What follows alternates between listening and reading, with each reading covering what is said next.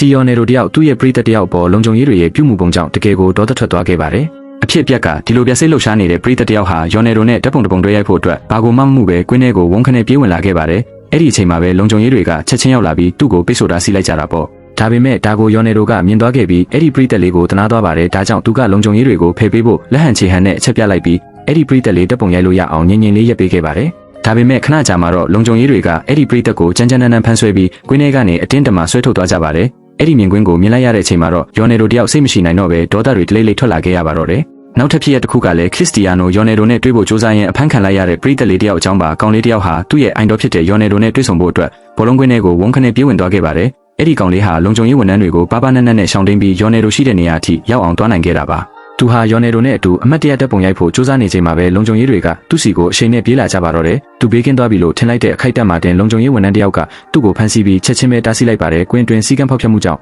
သူ့ကိုကွင်းပြင်ကိုခေါ်ထုတ်သွားခဲ့ကြတာပေါ့။တင်လဲယော်နယ်ရိုနဲ့တွေ့ကျင်နေဆိုရင်တော့အသေးလေးပေးပြီးယော်နယ်ရိုရဲ့ပရိသတ်စစ်တယောက်ဆိုရင် CR7 လို့မှတ်ပြီးအခုလိုစိတ်ဝင်စားဖို့ကောင်းတဲ့ပေါ်လုံးလောက်ခဲ့တဲ့အခိုက်အတန့်ဗီဒီယိုတွေကိုတင်ဆက်ပေးသွားမှာမလို့အကောင့်လေးကို follow လုပ်ထားကြပါအောင်နော်။